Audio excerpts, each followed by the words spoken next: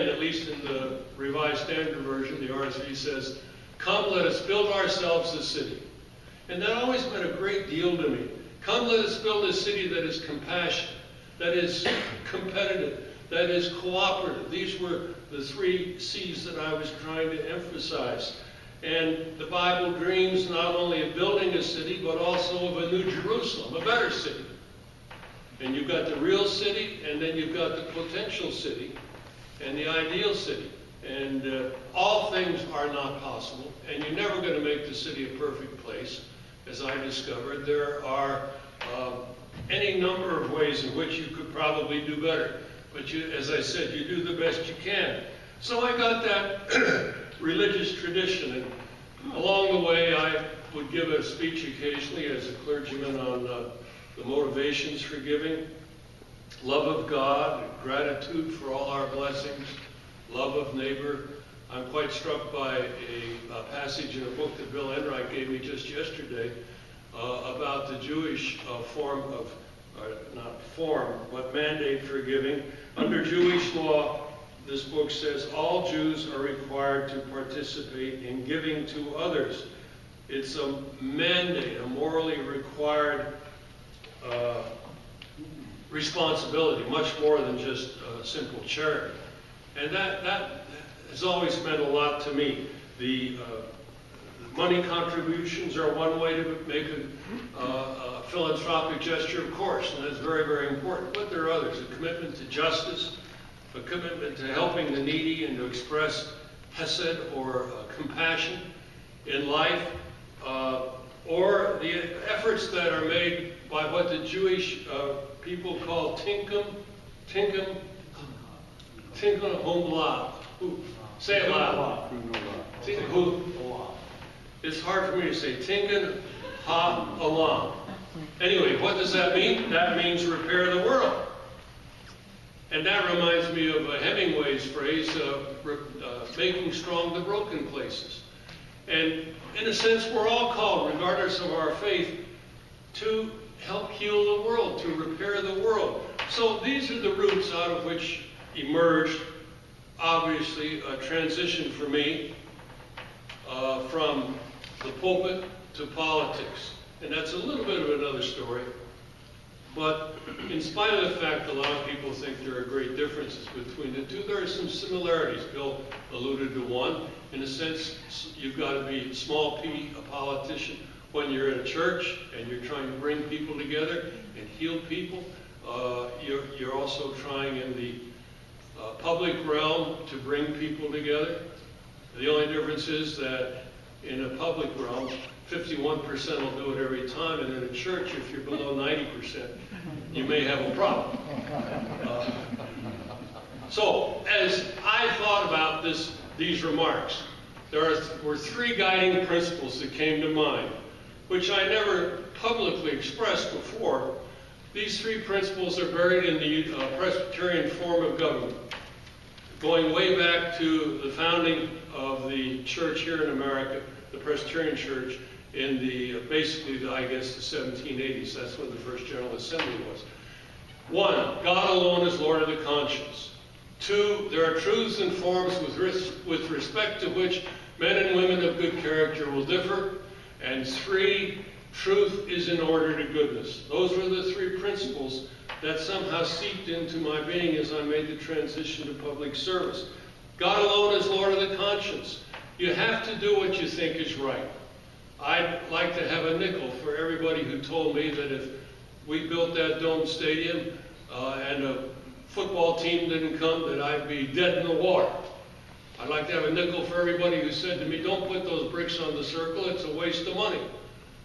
When I was in Congress, a current congressman, Danny Burton, came to me with a couple satchelfuls of petition asking me to file an impeachment motion, which a congressman can file against the federal judge here in Indianapolis who had ordered court-ordered busing across district lines. Little did Burton know, and this didn't influence my remarks to him, but little did he know that that judge was a member of Second Presbyterian Church. Due diligence. And I said, I can't file a impeachment motion. I mean, he's not guilty of high crimes and misdemeanors. He's not guilty of moral turpitude. He did what he thought was right. You can't cashier in for that. So and Burton said to me, well, you'll be re-elected for sure if you do this, because busing was real hot at the time. And I said, Danny, I'm sorry, but I just can't do that. You got to stick up for what you think is right. God alone is Lord of the conscience. Point number 2, there are truths and forms with respect to which men and women of good character and conscience may differ. We live in a pluralistic society, and when I got to be mayor, I got to be mayor of all the people, and that meant Democrats as well as Republicans.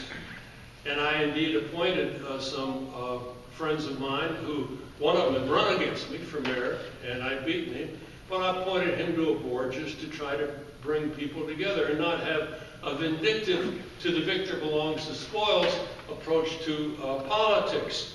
And in this kind of pluralistic universe, if you're talking about faith, I think that the government has to avoid taking sides.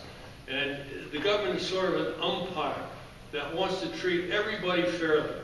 Fair for one, fair for all. And so, in 1976, I'd only been mayor for a year, the park department, in its infinite wisdom, took the nativity scene off of University Park during the holiday season.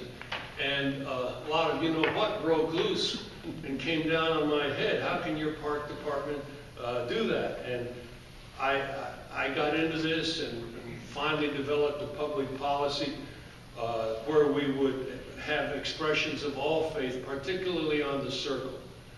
But they went to such an extreme that in 1976, the circle decorations were so scaled down that they didn't even put a Santa Claus up there, and they had a tree, an evergreen tree, and they wouldn't even let light poles be decorated as candy canes. And they just put a little season's greetings sign out there. Well, this caused a lot of ruckus in the religious community that thought that it was not right. And one preacher, I won't mention his name, he was not from the Presbyterian denomination, no, I wouldn't say that, but he said, hudnut, what you have allowed in the circle is the worst thing for 2,000 years since the crucifixion. What can I do? Well, I developed a policy that said that, 1, government should be neutral. 2, there is a Bill of Rights that talks about freedom of religion, not freedom from religion. 3, if we don't put public funds into it and it's privately funded, I can't see what's wrong with putting these nativity scenes on the circle and so forth. And as a matter of public policy, we want to treat everyone equally. Now, there were some of the civil libertarians who disagreed with that decision, but by the same token, the Jewish Federation here was very supportive of me when I finally got that policy. What's my point? My point is that there are truths and forms with respect to which men and women of good character will differ.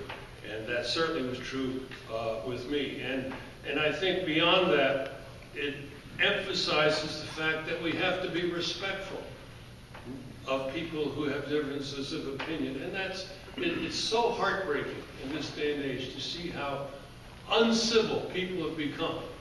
I'll pick on him, and I see him in the back row there, half asleep, Roselle Boyd. Roselle. There he waved his hand. He was a Democrat, I was a Republican. He was on the city council, I was the mayor. Never had a harsh word between us. Very civil, very respectful, very polite and patient. And you don't get that now. Now it's, I'm okay. It used to be, I'm okay and you're okay. Now it's, I'm okay, and if you don't agree with me, you're a scumbag. And you can see that over in Washington. When I was in Congress, Jerry Ford, who was a minority leader, used to say, vote your conscience. If you can vote with us, fine. But there were no reprisals. And now it's much different. And people are tearing at each other and angry with each other. And the amount of kind of vicious rhetoric that the American public is being afflicted with is, in my opinion, very unfortunate. And it does not bear witness to this truth that I'm trying to express, and the importance of being civil and having a decent regard for the opinions of others. So, that first, God alone is Lord of the conscience. Secondly, there are truths and forms with respect to which men and women of good character may differ. And third, truth is in order to goodness. That's a hard one, because it's so subjective. I mean, if we had everybody here write out a definition of truth, there'd probably be as many different expressions as there are in the room. Truth, in my opinion, leads to goodness. And what is goodness? Goodness is freedom. Goodness is justice. Goodness is equal opportunity for all. When I was mayor, I was faced with a very difficult problem with the race relations inside the police and fire department. And to make a long story short, we instituted a program, which I thought at that time was very valid, of affirmative action. And I said that we want to have the particularly the police department, but also the fire department, representative of about the same percentage of the population in the African American community as we have in the population at large, maybe 20%. I don't know if we ever got there or not. We tried to make progress by breaking the good old boy type of syndrome that characterizes so much of that sphere of life. And we also tried to, and we did, bring women into the police department and the fire department. Why? Simply because it was the right thing to do. It was a commitment to equal opportunity. And in a society, I used to say, when minorities made about 60% of what majority people made, and when women were paid less for equal work rendered compared to men, there's something wrong. We have to try to fix it. Have to try to fix it. Truth is in order to goodness, and goodness means fair play. And during that, people erupted. There, frankly, was considerable race prejudice close to the surface. I had a letter from somebody who said, I hope you get assassinated, because I was trying to stand up for affirmative action, which is controversial, I'll admit, but we had to do something. And when the Justice Department sued us, I resisted that lawsuit, and ultimately I think we prevailed. But I said, even if we can't have it legally, we're going to have it voluntarily. As long as I'm mayor, we're going to try to increase the number of women and minorities in the police and fire departments. Why? Because to me, that was a form of truth in order to goodness. Alan Paton, in his introduction to the book, Cry in the Beloved Country, says, I look forward to the day when we shall realize that the only lasting and worthwhile solution to our grave and profound problems lies not in the love of power, but in the power of love, without which life is an intolerable bondage, condemning us all to an existence of violence, misery, and fear. And that's why we have to emphasize reconciliation and bringing people together, and the importance of trying to do what you think is right on behalf of justice and freedom and equal opportunity and all the rest of it. So those are the three principles that I felt were guiding. Now let me conclude with 2 or 3 lessons very quickly. First, you've got to take risks if you're going to be a leader. You've got to have a vision, and you've got to have the guts to implement that vision. We tore down a bunch of buildings downtown to make way for the new Circle Center. I lost the biggest giver to my campaign over that, a member of my church, or my former church, who was the head of the Chamber of Commerce, opposed it, but we did it anyway because we thought it was right, on the grounds that you can't be a suburb of nothing. No guts, no glory. No risk, no reward. It was a tremendous risk to build a dome stadium without a football team.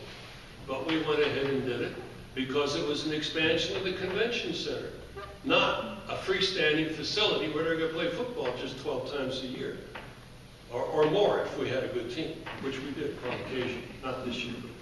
So, but leadership has to do with creating a vision and then communicating that vision to other people and trying to bring them along, and then cultivating that vision, making it happen.